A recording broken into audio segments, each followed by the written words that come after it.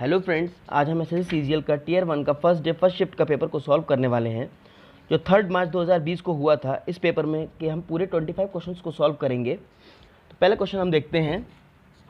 A B C are 3 points on a circle such that angle subtended by the chord A B A C and with centre O are 110 and 130 degree respectively. The value of angle B A C हमें find करना है। Value of B A C हमें find करना है, तो इसका मतलब क्या है? तो ये हमें दे रखा है कॉर्ड ए बी से ये एंगल हमारा कितना बन रहा है 110 डिग्री। कॉर्ड ए सी से हमारा एंगल कितना है 130 डिग्री। ठीक है, अब हमें बी ए सी बताना है। तो लेट सपोज ये हमारा बी ए सी, तो इसको हम एक्स मान लेते हैं। ठीक है, तो ये कॉर्ड बी सी से हमारा बना रहा है सरकमफ्रेंस पे एक्स डिग्री। तो सर्कल की प्रॉपर्टी तो यही एंगल सेंटर पे ये कितना हो जाएगा 2x। ओके, ये 2x हो जाएगा। ठीक है, अब हम यहाँ पे फॉर्मूला लगा देते हैं कि angle A O B plus angle B O C plus angle A O C is equal to कितना होगा 360 डिग्री। ठीक है, तो एंगल ए ओ बी कितना है 110 degree plus angle B O C क्या है 2x degree plus angle A O C क्या है 130 डिग्री इज इक्वल टू 360। तो हम 2x is equal to 360 minus 110, ये यहाँ पे प्लस में है तो यहाँ पे उल्टी साइड में आएगा तो माइनस में हो जाएगा 30। ठीक है, तो 2x इज इक्वल टू कितना हो जाएगा 120 और x इज इक्वल टू फिर कितना हो जाएगा हमारा 60 डिग्री, जो हमारे बराबर है किसके एंगल बी ए सी के। ओके, होपफुली आपको समझ में आया होगा। चलिए नेक्स्ट क्वेश्चन की तरफ बढ़ते हैं। नेक्स्ट क्वेश्चन हमसे क्या कह रहा है, x minus Y equal to 4 है and X Y equal to 45 है, then value of the X cube minus Y cube हमें बतानी है। तो इसमें क्या है, तो हमें एक फॉर्मूला पता होगा x cube minus Y cube is equal to x minus y into x minus y का whole square plus 3xy। Okay, यहाँ पे हम वैल्यू पुट कर देंगे। तो x minus Y equal to 4, x minus y का होल स्क्वायर कितना हो जाएगा 4 का square plus 3 into x y की वैल्यू कितनी है 45। ठीक है, आगे बढ़ते हैं। 4 इंटू 16 प्लस 3 5 15, 3 4 जा 12 और 1 135। तो ये कितना हो जाएगा 6 5 11, 3 और 4 1 5 और ये, तो ये कितना हो जाएगा 4 1 जा 4, 4 बाई 20 और 6। ओके, 604 हमारा आंसर आ जाएगा। ठीक है, अगर हम इस क्वेश्चन में अगर थोड़ा डिफरेंट मेथड से करते हैं तो एक ट्रिक ये है कि अगर हम x की वैल्यू को हम पुट कर देते हैं 9 एंड y की वैल्यू अगर हम पुट कर देते हैं 5, तो इन दोनों हमारी इक्वेशन सेटिस्फाई हो रही हैं। x minus Y equal to 4 भी आ रहा है, एक्स वाई इक्वल टू 45 भी आ रहा है। तो x क्यूब का मतलब हमारा ये कितना हो जाएगा 9 का क्यूब, ये हो जाएगा हमारा 729। ये वाई क्यूब का मतलब 5 का क्यूब से कितना हो जाता है हमारा 125। अब इन दोनों का डिफरेंस हमें लेना, तो ये 406 आंसर आ गया। ठीक है, नेक्स्ट क्वेश्चन की तरफ चलते हैं। ₹4300 becomes 4644 in 2 years at simple rate of interest. Find the principal amount that will become ₹10104 in 5 years at the same rate of interest. ठीक है, तो हमें इसमें दो कंडीशन दे रखी है। इससे हमें पहले कंडीशन से हमें सिर्फ रेट निकालना है और दूसरी कंडीशन इसमें प्रिंसिपल निकालना है। ठीक है, सबसे पहले हम क्या करते हैं, इसमें हम एस आई निकाल लेते हैं। एस आई का सबसे पहले हमें फॉर्मूला बेसिक से पता होगा सबको। S I is equals to P R T upon 100, जिसमें पी प्रिंसिपल होता है, आर रेट हो जाएगा, टी टाइम हो जाता है। ठीक है, अब हमारा ये दे रखा है यहाँ पे, ये प्रिंसिपल दे रखा है या अमाउंट दे रखा है। तो ऐसा ही हमारा यहाँ से कितना निकल आएगा, ऐसा ही हमारा क्या हो जाएगा अमाउंट माइनस प्रिंसिपल, तो 4644 माइनस 4300। ओके, तो ये हो जाएगा 344। ठीक है, अब हम ये इस वाले फॉर्मूले में पुट कर देते हैं वैल्यू। ठीक है, तो ऐसा ही इज इक्वल टू 34, पी हमारा क्या है 4330, आर हमारा कितना है, आर हमें फाइंड करना है, टी हमारा 2 है अपॉन 100।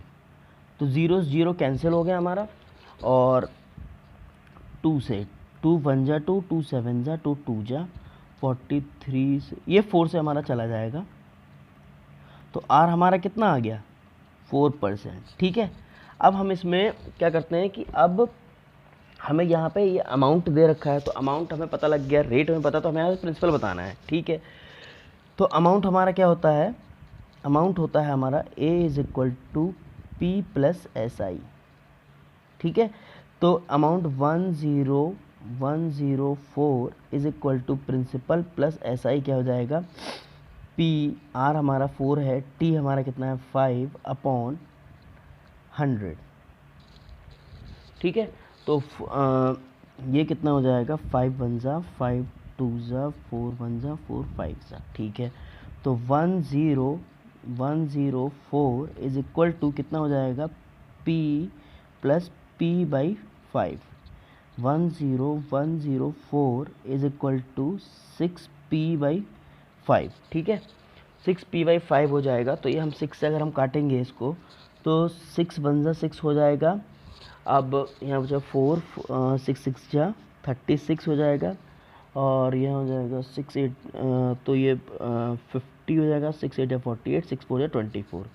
अब P इज इक्वल टू हमारा कितना हो जाएगा 1684 इंटू 5, जो हमारा आ जाएगा प्रिंसिपल अमाउंट 0284। ठीक है, ये हमारा आंसर, ये हमारा प्रिंसिपल आ जाएगा। ओके, चलिए हम नेक्स्ट क्वेश्चन की तरफ बढ़ते हैं। Out of the 6 numbers, the sum of the first 5 numbers is 7 times the 6th number. If their average is 136, then the 6th number is। ठीक है, इस क्वेश्चन हमसे कह रहा है कि कोई भी 6 नंबर हैं जिनका पहले 5 नंबर्स का सम है 7 गुना 6वें नंबर के। ठीक है, तो इनका एवरेज अगर हमें पता तो हमें 6वां नंबर हमें पता करना है। तो इसका मतलब हम क्या करते हैं, लेट सपोज कि जो हमारा फर्स्ट 6 नंबर है, 6 नंबर जो हमारा है उसको हम मान लेते हैं x है। ठीक है, और एवरेज हमारा क्या होता है, एवरेज A हमारा बराबर होता है sum of all the numbers upon number of the terms. ठीक है, तो सम ऑफ ऑल नंबर्स क्या होता है, फर्स्ट 5 नंबर्स का हमारा कितना सम होगा 7x, क्योंकि हमें कंडीशन दे रखी है 7 टाइम्स द 6 नंबर, और 6 नंबर हमारा कितना है x है, अपॉन नंबर ऑफ टर्म्स हमारे कितने हैं 6 इज इक्वल टू एवरेज हमारा कितना है 136।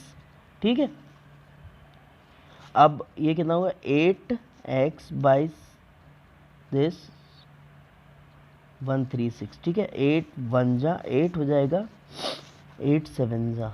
ठीक है, तो x इज इक्वल टू हमारा कितना हो जाएगा 102, ये हो जाएगा हमारा 6th नंबर। ठीक है, चलिए नेक्स्ट क्वेश्चन की तरफ बढ़ते हैं। A, B and C can individually complete a piece of work in 24 days, 15 days and 12 days.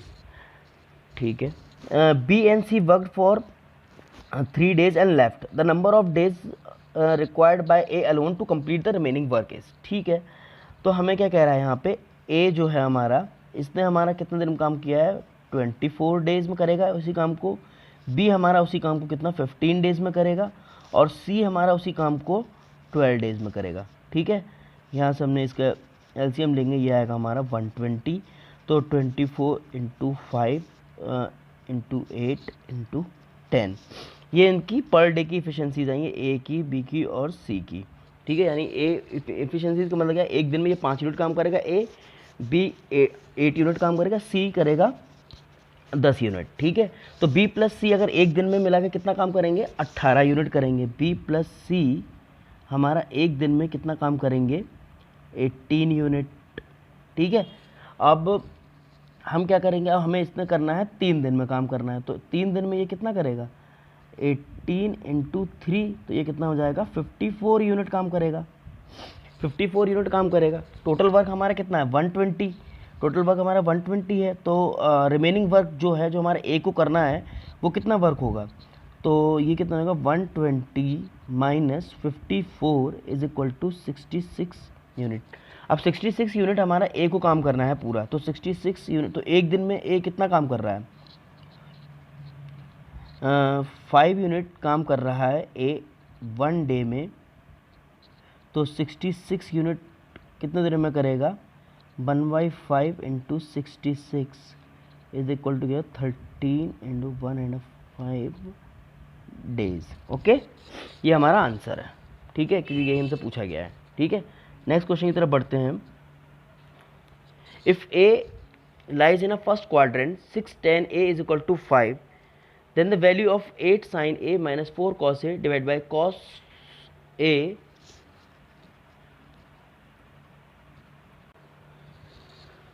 चलिए ठीक है, तो हम इस क्वेश्चन को स्टार्ट करते हैं। तो ये हमसे क्या कह रहा है, 6 tan a is equal to 5। तो यहाँ पे tan a की वैल्यू को हम जो है वो स्प्लिट कर लेंगे। तो tan a हमारा क्या होता है, sin a upon cos a into 6 is equal to 5 है। तो sine a upon cos a is equal to क्या होगा, 5/6 आ जाएगा हमारा। ठीक है, अब हम साइन की जगह 5 रख देंगे, कॉस की जगह 6 रख देंगे इस वाली इक्वेशन में। ठीक है, अब हम क्या करेंगे, तो 8 साइन की जगह क्या है 5 रखेंगे, माइनस 4, ये कितना होगा 6 अपॉन 6 + 2 × 5। ओके, तो ये कितना होगा 40 माइनस 24 अपॉन 6 + 10। तो ये कितना हो जाएगा 16/16। ठीक है, तो इसका आंसर हमारा कितना आ जाएगा 1। ओके, इसका आंसर आ जाएगा 1। ठीक है, नेक्स्ट क्वेश्चन की तरफ चलते हैं हम।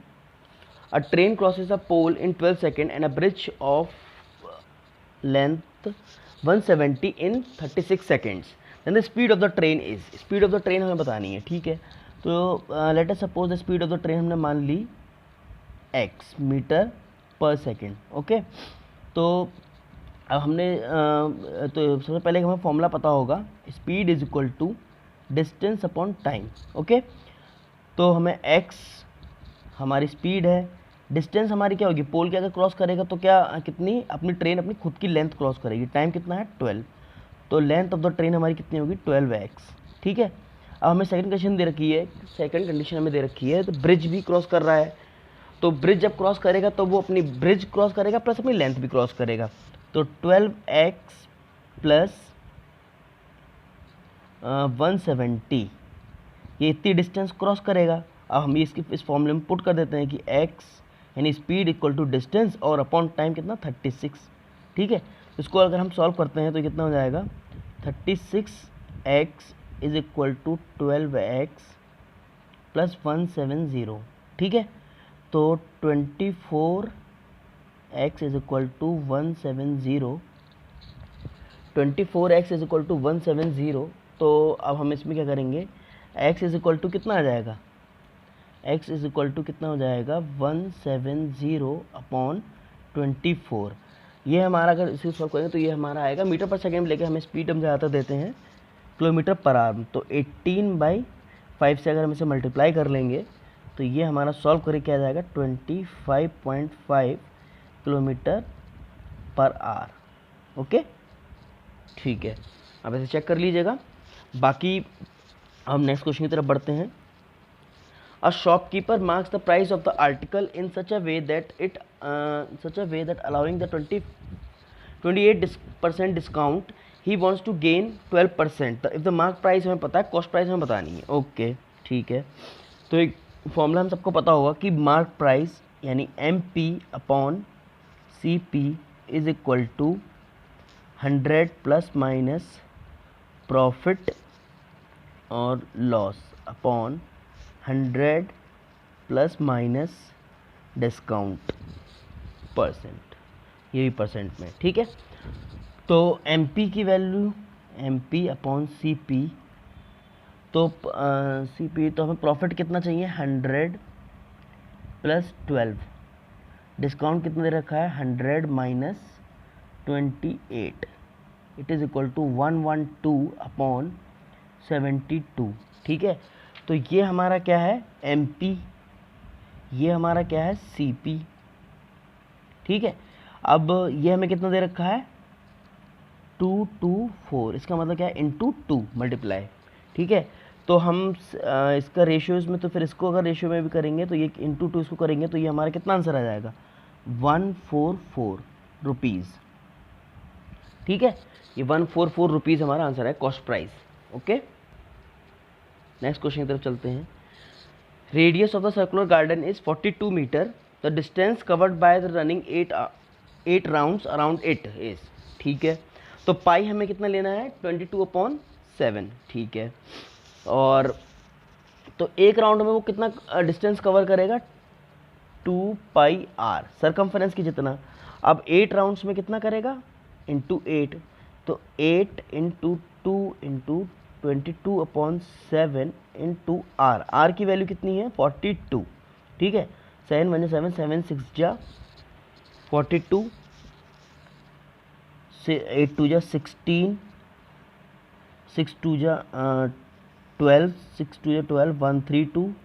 अब ये कितना हो जाएगा 16 दूनी 32, 3 बचेगा 16 3 48, 1 बचे 1 हो गया 5 बचेगा 16 में 16 2122 मीटर। ओके, ये हमारा आंसर है।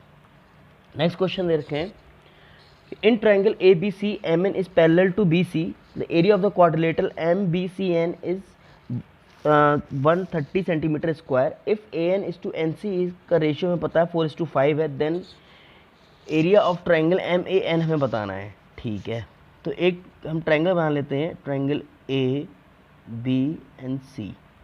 ये ए है, ये बी है, ये सी है। ठीक है, तो M N is parallel to B C, M और N is parallel to B C. ठीक है, अब ए एन का रेशियो ये कितना है 4, ये 5 है, ये इनका रेशियो दे रखा है। ठीक है, अब अगर हम टोटल अगर ए सी ए एन और एन सी का रेशियो 5 है, तो टोटल अगर ए सी अगर हम देखेंगे तो ये हमारा कितना हो जाएगा 9।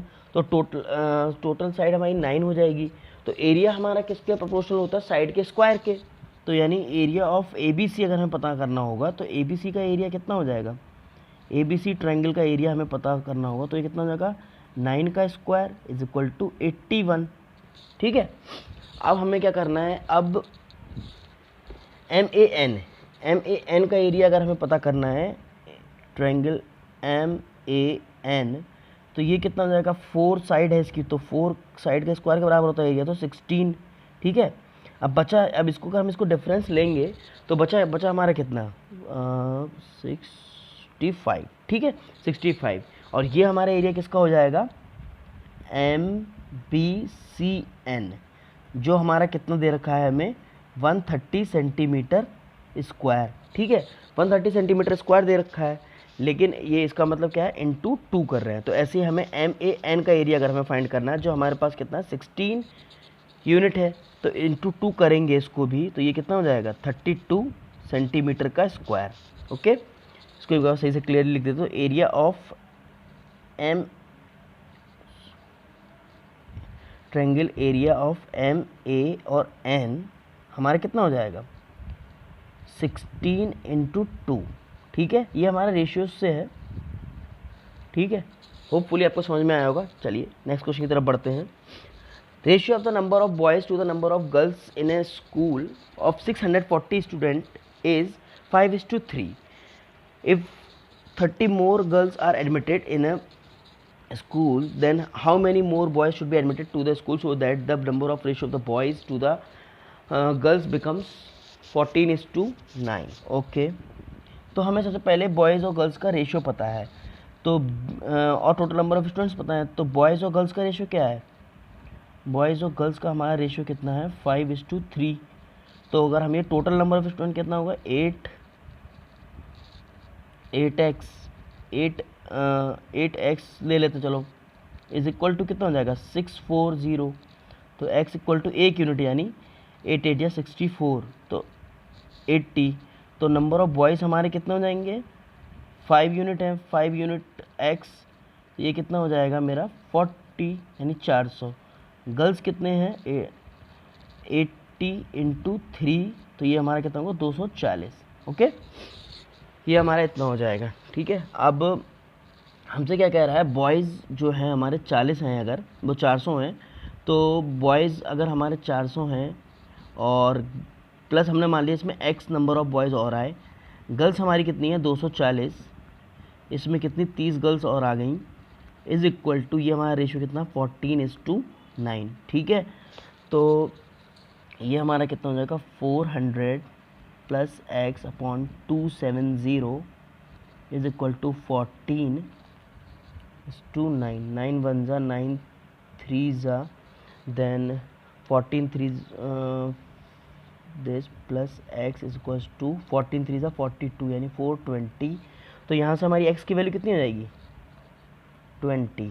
तो नंबर ऑफ नए बॉयज़ कितने आएंगे इसमें 20, जिससे हमारा रेशियो 14:9 हो जाएगा। ठीक है, होपफुली आपको समझ में आया होगा। नेक्स्ट क्वेश्चन हमसे क्या कह रहा है कि इसमें एक सिंबल्स दे रखे हैं इनमें सारे, और इसमें हमें पुट करनी है वैल्यू। इसमें बहुत सिंपल क्वेश्चन है, इसमें बस आप ध्यान क्या रखना है, आप कहीं पे कोई वैल्यू को मिसप्लेस ना कर दें। तो 42 माइनस का मतलब क्या होगा यहाँ पे प्लस 12, मल्टीप्लाई का मतलब क्या है डिवाइड 3, प्लस का मतलब क्या है माइनस, और 8 डिवाइड का मतलब क्या है multiply, minus this upon 8 divide by 2, minus का मतलब क्या होगा प्लस 4 प्लस की जगह माइनस 9 डिवाइड का मतलब क्या है 3। ओके, तो ये से हम इसे सॉल्व करेंगे। तो सबसे पहले है 42 प्लस 3 4 हो जाएगा -16 -15 अपॉन 4 प्लस 4 माइनस 9 3 या 27। ठीक है, तो ये कितना हो जाएगा 46 माइनस 31 अपॉन 8 माइनस 27। ओके, तो इसका आंसर हमारा कितना आएगा, इसका आंसर हमारा होगा इसको अगर हम करेंगे तो 515 अपॉन ये कितना हो जाएगा माइनस का 19। ओके, 15 अपॉन माइनस का 19। ओके, सॉल्व करते हैं इसको। अब नेक्स्ट क्वेश्चन हम देखते हैं, if the number 1005x4 is completely divisible by 8 then the smallest integer in the place of x। ठीक है, तो 8 का अगर हम डिविजिबिलिटी का रूल पता होगा तो लास्ट 3 डिजिट जो हो हमारे वो हमारे 8 से डिविजिबल होना चाहिए। ठीक है, तो अगर हम x की जगह अगर हम सबसे छोटा नंबर रखते हैं तो कौन सा होगा 0। ठीक है, अब हम इसको अगर डिवाइड करके देखते हैं तो 8 से 8 6 जा 48, 2 बचेगा और 4 8 3 जा 24। तो ये डिविजिबल है, तो इसका मतलब x की वैल्यू कितनी हो जाएगी हमारी x इक्वल टू 0 आंसर। ठीक है, नेक्स्ट क्वेश्चन देखते हैं, if the length of the rectangle is increased by 40% and the breadth is decreased by 20% then the area of the rectangle increased by the percentage. ठीक है, okay, तो late अगर हम length मानते हैं, अगर हम इसकी एल अगर हम 10 यूनिट मानते हैं और ब्रेड्थ भी अगर हम 10 यूनिट मानते हैं, तो ये हमारा L इंटू बी हमारा कितना हो जाएगा, एरिया जो होता है वो हमारा हो जाएगा 100। ठीक है, अब ये कह रहा है कि लेंथ हमारा 40% इंक्रीमेंट हो जाएगा, तो 40% इंक्रीमेंट के बाद कितना हो जाएगा 14, और ब्रेड्थ में हमारा कितना हो जाएगा डिक्रीमेंट होगा 20% का, तो ये कितना होगा 8। तो L इंटू बी एरिया हमारा कितना हो जाएगा 14 8 जा 112। ठीक है, तो इसमें एरिया हमारा जो इंक्रीज़ करेगा 100 पे कितना इंक्रीज़ कर रहा है 12, तो 12% हमारा इंक्रीमेंट हो जाएगा। ठीक है, इसका एक दूसरा तरीका ये है कि अगर इसमें हम सक्सेसिव वाला फॉर्मूला लगा देते हैं। ठीक है, तो इसमें क्या हो जाएगा चेंज परसेंटेज चेंज हमारा अगर हमें देखना है कितना होगा 40% इंक्रीज़ हो रहा है 20% डिक्रीज़ हो रहा है -40 -20 अपॉन 100।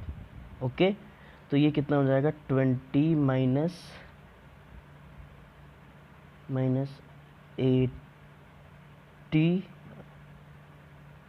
अच्छा अपॉन 100, तो ये हो जाएगा ये, तो कितना होगा ये भी हमारा 12% आ जाएगा। ठीक है, नेक्स्ट क्वेश्चन की तरफ बढ़ते हैं, area of triangle A B C is 44 centimetre square if D is the mid point of B सी।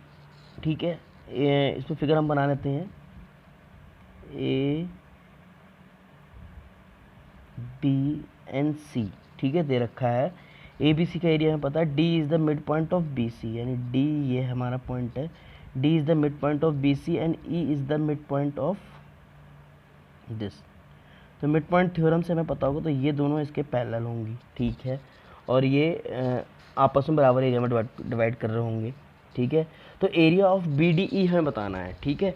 तो अगर हम इसको भी एक यूनिट मान लेते हैं, इसको भी एक यूनिट मान लेते हैं, तो ये बी सी की टोटल कितना हो जाएगा, 2 यूनिट, 2 यूनिट साइड हो जाएगी। तो एरिया इसका क्या, एरिया क्या होता है, साइड के स्क्वायर के बराबर होता है, ठीक है, साइड के स्क्वायर के बराबर होता है। तो कितना हो जाएगा, तो 4 unit, 4 unit is equal to 44। तो 1 यूनिट इज इक्वल टू कितना हो जाएगा, 11। 1 यूनिट हमारा 11 के बराबर हो जाएगा। अब बी डी, तो हमें कौन सा, बी डी ई ट्रायंगल है, तो इसकी साइड कितनी है, 1, ठीक है, 1 है। और इसका अगर हम स्क्वायर भी करेंगे, 1 का स्क्वायर कितना होता है, 1, तो 1 यूनिट तो कितना हो जाएगा इसका एरिया, 11 यूनिट आंसर आ जाएगा, ठीक है। नेक्स्ट क्वेश्चन की तरफ बढ़ते हैं कि इफ़ x की power 2a is equal to y की power 2b is equal to z की पावर 2c, ठीक है, x square is equal to yz, then the value of ab plus bc plus ca upon bc हमें बतानी है, ठीक है। तो अगर हम इसको सॉल्व कैसे करेंगे कि लेट अस सपोज x की power 2a is equal to y की power 2b is equal to z की power 2c is equal to k अगर हमने मान लिया, ठीक है। तो x is equal to k की power 1/2a 1/2a, y is equal to k की power 1/2b and z is equal to k is equal to 1/2c, ठीक है। अब हम क्या करेंगे, तो अब हम इसकी ये x square is equal to y z, इसकी इसमें सेटिस्फाई करने की कोशिश करेंगे इसको। तो एक्स स्क्वायर की वैल्यू कितनी हो जाएगी, तो K into 1/a is equal to K into 1/2b into Z into 1/2c, Z की वैल्यू के की पावर 1/2c है, ठीक है। अब ये क्या हो जाएगा, अब हम इसमें क्या करेंगे, k is equal to 1/a is equal to k की पावर 1/2b, ये सेम बेस है तो ये प्लस में आ जाएंगी पावर्स 1/2c, ठीक है। अब यहाँ पे हमारा सेम बेस है तो हम पावर्स को इक्वेट कर सकते हैं, ठीक है। यहाँ पे भी k है, यहाँ पे भी k है, तो हम पावर्स को इक्वेट कर सकते हैं। तो ये हमारा क्या हो जाएगा, 1/a is equal to 1/2b plus 1/2c, ठीक है। अब यहाँ से हम इसे सॉल्व करते हैं, तो ये कितना हो जाएगा, 1/a is equal to 2bc, तो ये कितना होगा c प्लस ये कितना हो जाएगा b, तो 2bc is equal to ac plus ab, ये हमारा एक इक्वेशन बनकर तैयार हो जाएगी, ठीक है। अब यहाँ पे अब हम इसकी 2bc is equal to ac plus ab हो जाएगा, ठीक है।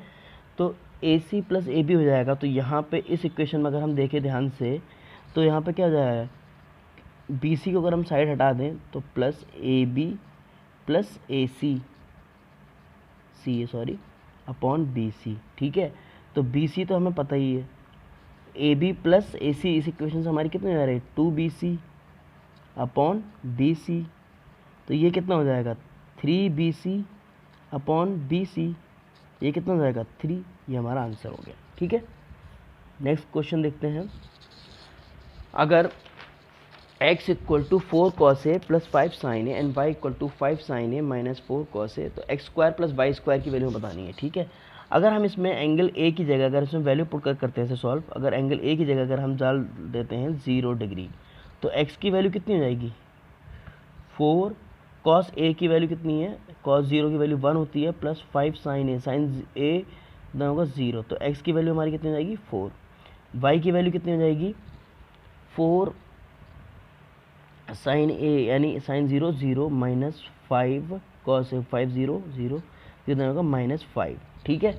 तो अब हम क्या करेंगे, अब हम बता नहीं x square plus y square, x square y square, तो 4 का स्क्वायर कितना हो जाएगा 16 प्लस वाई का स्क्वायर कितना हो जाएगा 25, 5 का स्क्वायर, तो ये कितना हो जाएगा 41, ओके। होपफुली आपको समझ में आया होगा। नेक्स्ट क्वेश्चन देखते हैं,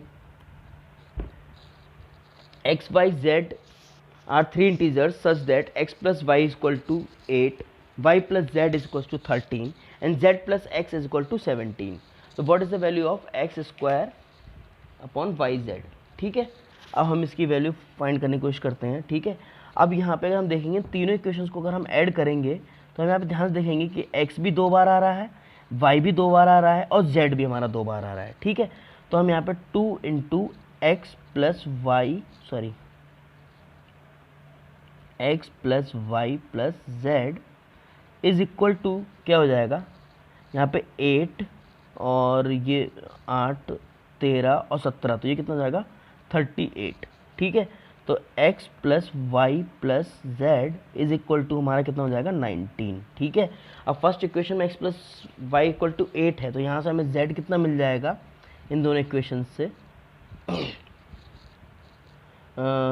ये कितना हो जाएगा हमारा z हो जाएगा हमारे दोनों करेंगे तो ये 11 हो जाएगा और y plus z equal to 13. Second जो इक्वेशन दे रखी है y प्लस जेड, तो x नहीं है, इन दोनों डिफरेंस करेंगे तो x इक्वल टू हमारा कितना हो जाएगा 6 हो जाएगा और z plus x equal to 17 है, तो y की वैल्यू हमारी कितनी हो जाएगी 2. ठीक है, अब यहाँ पे हम पुट कर देते हैं इसकी वैल्यू को. ठीक है, तो एक्स स्क्वायर का मतलब क्या होगा 36 अपॉन वाई जेड. वाई क्या हो जाएगा 2 और जेड कितना हो 11, तो 2 से 18, तो 11/18 इज द आंसर. ठीक है, नेक्स्ट क्वेश्चन की तरफ चलते हैं हम. A person sell an article at 10% below the cost price. Had he sold it for 332 rupees more, then he would have made a profit of 20%. What is the original selling price of the article? ठीक है, अब ज़्यादातर हमने questions में कम से cost price पूछता है, लेकिन यहाँ पे हमसे सेलिंग प्राइस पूछा है. ठीक है, नो प्रॉब्लम, सॉल्व करते हैं. लेट CP हमारा उसका कितना हो जाएगा 100 है. ठीक है, अब person sell 10% below the cost price. ठीक है, तो SP1 हमारा 10% बिलो द कॉस्ट प्राइस बेच रहा है, तो 90 रुपये होगी. ठीक है, 90 रुपये 10% बिलो पे बेच रहा है. ठीक है, अब ये कह रहा है अगर उसने 20% प्रॉफिट पे बेचा होता, यानी अगर 100 रुपये खरीदी और 20% प्रॉफिट हो तो 120 का होता. ठीक है, 120 का बेचता फिर 20% प्रॉफिट पे. तो इन दोनों का जो डिफरेंस हमें दे रखा है 30 यूनिट इज इक्वल टू कितना दे रखा है 332 रुपीज़. ठीक है, अब हमसे पूछ रहे थे पहली, तो 30 यूनिट की वैल्यू कितनी है 332 रुपीज़. अब ओरिजिनल सेलिंग प्राइस हमारी कितनी है 90 यूनिट है, तो इसको 3 से अगर हम मल्टीप्लाई कर देंगे तो 3 3 9 इज इक्वल टू 3 2 6, 3 3 9, 3 3 9, 996 रुपीज़. ये हमारा पहले सेलिंग प्राइस है. ठीक है, जो हमने 10% बिलो तो कॉस्ट प्राइस पे बेचा है. ठीक है, और यही हमारा आंसर है. ठीक है, नेक्स्ट क्वेश्चन हम देखते हैं. If the base radius of the 2 cylinder are in the ratio of this 3:4 and height are in the ratio of 4:9, then what is the ratio of the volumes. ठीक है, अब हमें पता है कि R1:R2 जो हमारा क्या है 3:4 है, H1:H2 ये हमारा क्या है 4:9 है. ठीक है, अब हमें वॉल्यूम का रेशियो बताना है V1:V2. ठीक है, पाई R1 का स्क्वायर कितना हो जाएगा, पाई R1 का square into H1 upon pi R2 का स्क्वायर अपॉन H2. पाई हमारा कांस्टेंट है तो कैंसिल हो जाएगा, तो R1 का स्क्वायर कितना हो जाएगा 9 इंटू H1 कितना है 4 अपॉन R2 का स्क्वायर कितना हो जाएगा 16 इंटू H2 कितना है 9. ठीक है, तो ये 9 से 9 कैंसिल हो जाएगा, तो ये कितना हो जाएगा 1/4. ओके, ये हमारा आंसर. ठीक है, नेक्स्ट क्वेश्चन देखते हैं. A प्लस बी की वैल्यू अगर हमें दे रखी है 45, then value of 2 into 1 plus 10A into 1 plus 10B हमें बतानी है. ठीक है, अगर हम यहाँ पे अगर वैल्यू पुट करते हैं, अगर हम A की वैल्यू अगर हम रख देंगे 45 एंड B की वैल्यू अगर हम 0 पुट कर देते हैं तो देखते हैं क्या आता है 2 इंटू 1 प्लस 10A. 10A का मत 1045 इंटू 1 प्लस 10B. 10B का मतलब क्या हो जाएगा 10 ठीक है, तो 2 इंटू 1 प्लस 1 इंटू 1 प्लस 0, तो ये कितना हो जाएगा हमारा 4. ये हमारा आंसर हो गया। ठीक है, नेक्स्ट क्वेश्चन की तरफ बढ़ते हैं। गिवन टेबल में हमें दे रखा है in thousands the cars of 5 different models A, B, N, C, D and E produced in the year 2002 से लेकर 2017 तक। Study the table. ठीक है, the percentage decrease in the production of which type of the car in 2017 with reference to the 2016 was maximum. तो हमें decrease हमसे पूछा है जो मैक्सिमम होगा। ठीक है, सबसे पहले हम पहला वाला देखते हैं। ठीक है, पहला वाला देखते हैं तो डिक्रीज हमसे पूछा है तो 36 से हमारा कितना हो जाएगा। फर्स्ट केस में 2016 में विद रेफरेंस टू 2016, तो ठीक है, रेफरेंस हमारा तो 36 से हमारा डिक्रीज हो गया ए कार जो है ए में, तो ये 12/36 इंटू 100 इज इक्वल टू कितना हो जाएगा 24/36 इज इक्वल टू 100। तो 12 2 जा 12 3 जा तो 2/3, जो 2/3 का रेशियो कितना हो जाएगा 66.67। ठीक है, ये सबसे मैक्सिमम, बाकी आप चेक कर लेंगे तो वो सारे से कम ही आएंगे। ठीक है, और यही हमारा ए ऑप्शन आंसर है। ठीक है, नेक्स्ट क्वेश्चन हम देखते हैं। The percentage increase in total cars in 2016 over 2012। ठीक है, 2016 में 2012 से कितना इंक्रीज़ हुआ है। ठीक है, तो 2016 में हमारा कितना है 180 total number of cars minus 2012 में कितना है 120 अपॉन कार कितनी है 2012 में दिस इंटू 100, तो ये कितना हो जाएगा 60/120 इंटू 100, 6 1 जा 6 2 जा, तो ये हमारा कितना हो जाएगा 50% इसका आंसर है। ठीक है, नेक्स्ट क्वेश्चन हम देखते हैं।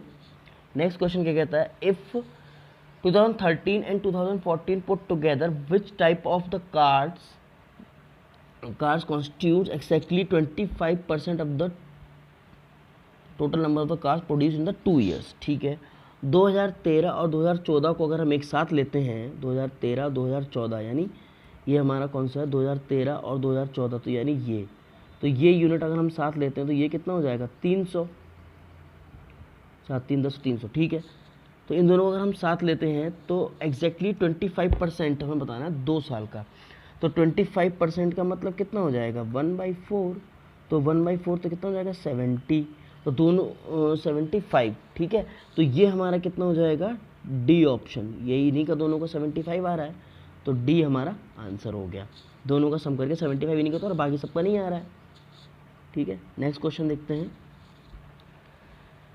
इन the year 2015 which type of the car constitutes the exactly 20% of the total number of cars. ठीक है, 2015 में कार्स हमारी कितनी है टोटल 100 है, 20% का मतलब कितना होगा 20, तो ये ई ऑप्शन में आ रहा है, तो ये हमारा आंसर है। ठीक है, होपफुली आपको वीडियो पसंद आया होगा, आपको इससे काफ़ी हेल्प मिली होगी। अगर आपको हमारा चैनल पसंद आया, आपको हमारा वीडियो पसंद आया, तो आप इसे लाइक करें, शेयर करें, सब्सक्राइब करें। ठीक है, थैंक यू।